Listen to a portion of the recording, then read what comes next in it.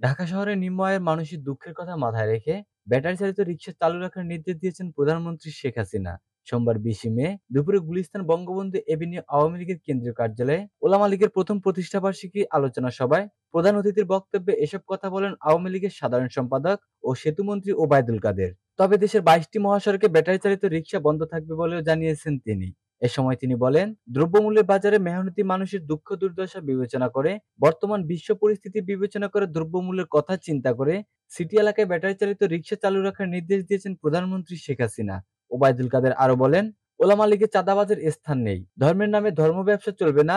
আওয়ামী লীগের সঙ্গে কাজ করতে হলে আওয়ামী লীগের প্রতিষ্ঠাতা জাতির পিতা বঙ্গবন্ধু শেখ মুজিবুর রহমানের আদর্শ মেনে চলতে হবে। শেখ হাসিনার সৎ রাজনীতিকে অনুসরণ করতে হবে। ফ্রি স্টাইলে যা খুশি বলবেন এরকম লোক আওয়ামী লীগের প্রয়োজন নেই।